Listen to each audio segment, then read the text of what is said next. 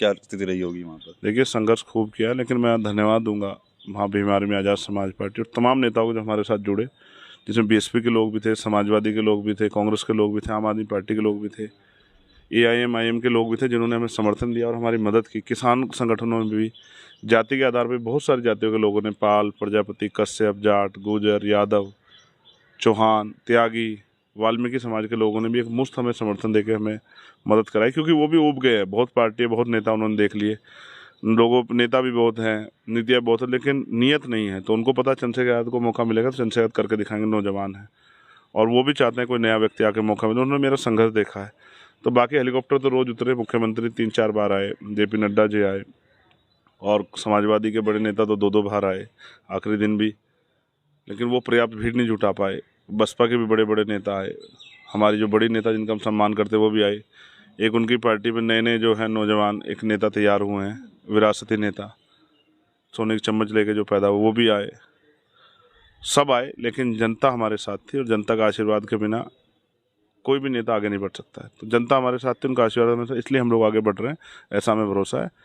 नेताओं को तो बहुत देख लिया उन्होंने, फिर भी जुल्म हो रहा है, अत्याचार हो रहा है, फिर भी संविधान खत्म हो रहा है। इन सब के नेताओं के रहते संविधान कमज़ोर हो गया है, ये भी जनता देख रही है। उनको कोई मजबूत आवाज़ चाहिए, इसलिए उन्होंने चंद्रशेखर यादव पर भरोसा दिखाया।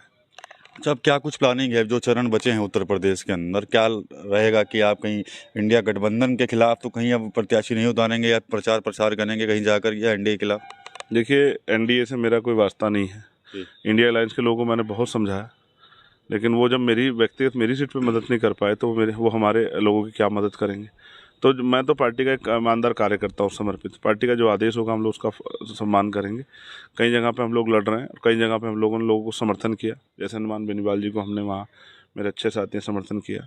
आज भी पार्टी में चर्चा है, पार्टी फैसला लेगी शायद जो है पप्पू यादव जी को और जो है हिना साहब जो है उनको भी शायद जो है पार्टी शायद अब उनके बारे में सोच रही है कि उनको मदद कैसे करनी है। और बहुत सारी सीटें ऐसी हैं जहाँ पार्टी ने वहाँ रहते हुए स्टेट वाइज जो है, क्योंकि हमारा तानाशाही नहीं है, अगर स्टेट चाहता है वो लड़ना चाहता है तो हम लोग उनकी मदद कर सकते हैं। जब तक हम इंडिया अलायंस से प्रयास कर रहे थे तब तक हमने उन सबको रोक के रखा था, लेकिन जब इंडिया अलायंस ने हमारा साथ दिया तो वो कह रहे हैं कि भाई हम अपने पार्टी कैडर को क्यों मरने दें, तो हमें भी चुनाव लड़ने हैं। आज हमारे लोग चुनाव लड़ेंगे तो कल जो है सीखेंगे भी, तो भविष्य में अपने विधानसभा चुनाव भी लड़ेंगे। तो पार्टी का जो फैसला होगा हम लोग उसका सम्मान करेंगे। कल बिहार में और झारखंड में कुछ प्रत्याशी उन्होंने लड़ाने के लिए वहाँ की स्टेट की टीम ने रिकमेंडेशन किया है और पार्टी ने उसको अप्रूवल भी दे दिया है। तो मैं तो जो मेरी जिम्मेदारी जहाँ पार्टी ड्यूटी लगाई कार्यकर्ता होने के नाते, मैं पार्टी में तो सामान्य कार्यकर्ता हूँ, मैं उसका पालन करूँगा। उत्तर प्रदेश का पहला चरण आपने देख लिया, कहीं ना कहीं वोटिंग परसेंटेज बहुत डाउन गई है इस बार की। सहारनपुर में भी गई है, लेकिन फिर भी सहारनपुर ऊपर रहा है सबसे। क्या लगता है, क्या कारण मानते हैं? हमारा जिला है ना, इसलिए ऊपर रहा है। अब देखो, पूरे देश में सबसे ऊपर रहा है ना। तो बेसिक ये है कि जनता इन नेताओं को देख चुकी है और जनता का भरोसा इन नेताओं के प्रति नहीं रहा है, और वो उसके में के अंदर बहुत गुस्सा है कि उनके मुद्दों पे कोई बात नहीं हो रही है। धर्म की राजनीति, जाति की राजनीति आगे आ जा रही है, तो जनता में गुस्सा है। और हम उस तरह से एक समाज भी नहीं बना पाए, तैयार समाज नहीं बना पाए, वोट की वैल्यू नहीं समझा पाए लोगों को। तो बहुत कम लोग वोट की वैल्यू समझे। अब ये काम हमारा जनता को जागरूक करना। हम तो चाहते हैं 100% पोलिंग हो, तभी असल में निकल के आएगा कि जनता किसके साथ खड़ी है। तो हम इसके लिए एक जागरूकता अभियान अब आने वाले समय में चलाएंगे कि लोग अपनी वोट का प्रयोग करें। देखिए, रोज़गार की सुविधाएं नहीं है। मैं जहाँ लड़ रहा था मैंने महसूस किया वहाँ से लाखों लोग तो जो हैं रोज़गार के लिए बाहर गए हुए थे। कोई फैक्ट्री में काम कर रहा है घर चलाने के लिए, कोई कुछ और काम कर रहा है, कोई और कहीं तरह के प्रयास कर रहा है। जब जनता परेशान है, जैसे बहुत सारे लोग मैंने वहाँ के महाराष्ट्र में देखे, मैंने कॉल्सन पे बात की, कुछ लोग तेलंगाना में देखे, कुछ कर्नाटका में देखे, यहाँ हरिद्वार में भी थे, कुछ लोग हिमाचल और पंजाब में भी थे, लुधियाना। मैंने बात की, सबसे अपील की भाई आ जाओ। तो आप समझो दिल्ली में भी है। अब आप समझो जो लोग 400 रुपये की दिहाड़ी करने के लिए, 500 रुपये दिहाड़ी करने के वहाँ गए हैं, वो 2000 रुपये खर्च करके कैसे अपना समय छोड़ के आएंगे। तो क्योंकि रोज़गार के साधन अपने ज़िले में नहीं है, इसका बड़ा नुकसान हो रहा है। तो वोटिंग परसेंट कम हो रहा है, लेकिन हम कोशिश कर रहे हैं कि भाई इसको बढ़ाया जाए। पश्चिम में पहले चरण में हमने देखा कि भारतीय जनता पार्टी ने पूरी ताकत झोंक दी थी, और अभी भी दूसरा चरण है तो पूरी ताकत लगी हुई है। प्रधानमंत्री की रैलियां हो रही हैं, रोड शो हो रहे हैं, मुख्यमंत्री कहीं कहीं बार जिले में जा रहे हैं। सहारनपुर में तो 4 बार आ गए हैं वो जिले के अंदर। कैसे देखते हैं, क्या भारतीय जनता पार्टी को कहीं कोई टेंशन बनी हुई है क्या? विपक्ष के लोगों को सीखना चाहिए। बीजेपी पावर समझती है, पॉलिटिकल पावर को बीजेपी समझती है और वो सत्ता की अहमियत को भी समझती है, लेकिन विपक्ष नहीं समझता। विपक्ष को अपनी थाली, अपनी राख करनी है, अपने अपने लोगों को जिताना है, किसी और की मदद नहीं करनी, किसी और को प्लस नहीं करना है। जनता को मूर्ख समझ रहे हैं, यूपी के नेताओं को लगता है कि जिस तरह से बीएसपी कमज़ोर हो रही है तो दलित वोट जो है छिटक जाएगा, कुछ हमारे किस्से में आ जाए, कुछ हमारे हिस्से में, कुछ हमारे हिस्से में। वो चंद्रशेखर आज़ाद को ही भूल गए।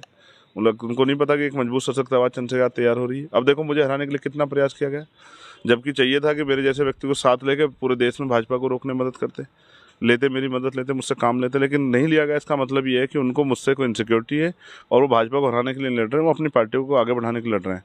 वो सत्ता में बनना चाहते हैं, उनको जनता की तकलीफ से कोई मामला नहीं है। जनता में भाजपा के खिलाफ विद्रोह है, लेकिन इसमें फ्रैक्शन है। देखो क्या होता है। मेरा प्रयास ये है कि हम राजनीतिक विरोधियों से भी कुछ सीखते हैं। तो हम भाजपा से भी सीख रहे हैं, हम कांग्रेस से भी सीख रहे हैं, और जो और नेता हैं एसी वाले नेता, उनसे भी सीख रहे हैं। और सीख के हमें किस तरह जनता के बीच जाकर उनके विश्वास को मजबूत करना, ये भी हम कर रहे हैं। सर अभी क्या कुछ लग रहा है यूपी में कहाँ दौरे करने वाले हैं, और अन्य राज्यों को लेकर क्या कुछ प्लानिंग है? कल जोधपुर में रैली है, 24 तारीख को हमारे प्रत्याशी वहाँ लड़ रहे हैं। बहुत अच्छा वोट हमें मिला वहाँ, 74 हज़ार वोट। हमने मगर फिर भी कोशिश की भाजपा को रोकने के लिए हम इनके साथ जुड़ जाए, लेकिन इन्होंने हमारी मदद नहीं ली। व्यक्तिगत तो फ़ोन करते हैं कि मेरी सीट पे मदद करा दो, मेरी सीट पे मदद करा दो। तो हम तो कोशिश करते हैं कि भाई जो भी जहाँ मदद हम लोग कर सकें। लेकिन मैं फिर आपसे कह रहा हूँ कि भाई हमें जोधपुर जाके अपने पार्टी के काम को आदेश हुआ उसको आगे बढ़ाना है। और अभी यूपी में बहुत सारे फैसले नहीं है, पार्टी जो भी फैसला लेगी, मैं तो आपको देख रहा हूँ, मैं आपके साथ हूँ यहाँ, और बड़े रिलैक्स मूड में पार्टी जो फैसला लेगी उसका हमें पालन करना, उस पर काम करना जाके। अच्छा, अभी आपको सुरक्षा दी गई थी, वाई+ सुरक्षा, तो उसको लेकर क्या संतुष्ट हैं? अब देखिए, मुझे वो कंडीशनल सुरक्षा थी जिस पे बहुत विरोधियों ने, अभी जो विपक्ष है उन्होंने मेरे पर खूब हमला किया। अब मुझे जोधपुर जाना है, मेरे पे कोई सुरक्षा नहीं है। वो टेक्निकल सुरक्षा यूपी तक है, तो मुझे जाना है। अब मैं कुदरत के भरोसे जाऊँगा, जिस कुदरत ने मुझे ज़िंदगी दी है ऊपर वाले, मैं उसके भरोसे जाऊँगा। और मैं फिर कह रहा हूँ, मौत तो एक दिन आनी, मौत से काहे को डरना। तो ठीक है, राजनीतिक विरोध में हम लोग नीचता पे उतर आए हैं, ये अच्छी बात है। ये उनकी सोच है, मेरी सोच नहीं है। मैं तो हर व्यक्ति की जीवन कीमत समझता हूँ। किसी को नुकसान होता है, मुझे तकलीफ होती है, किसी की जान जाती है, मुझे तकलीफ होती है, लेकिन उनको सिर्फ और सिर्फ अपनी राजनीतिक रोटियां सेकनी है। तो विपक्ष से मुझे कोई ज़्यादा बेचारों को तकलीफ नहीं है। वो अपना काम करें, मैं अपना काम कर रहा हूँ। और मैं जैसा आपको बताया, मुझे जोधपुर जाना है, तो मेरी सुरक्षा कुदरत करेगी, ऐसा मुझे भरोसा है। अच्छा, जो यूपी में अब जो चुनाव चल रहा है, तो ऐसे में जो बहुजन समाज पार्टी के नेता हैं मायावती, उनको लेकर कहा जा रहा है कि वो कहीं ना कहीं बहुत गेम चेंजर के रूप में उभर कर आ रही हैं, कई जगह नुकसान हुआ है उनकी वजह से अन्य दलों को भी। देखिए, वो बड़ी नेता, मैं उनका हमेशा सम्मान करता हूँ। मैं उन पर वो जो कुछ फैसला लेंगे बहुत सोच समझ के लेंगे, उन पर कुछ नहीं कहना चाहता। 400 पार का नारा दिया है, क्या लगता है आपको कितनी सीटें मिलेंगी? जनता तय करेगी। 400 पार होंगे या 40 पार होंगे या 200 पार होंगे या 4000 पार हो जाए, जनता तय करेगी। मैं क्या कह सकता हूँ। जनता लोकतंत्र में मालिक है।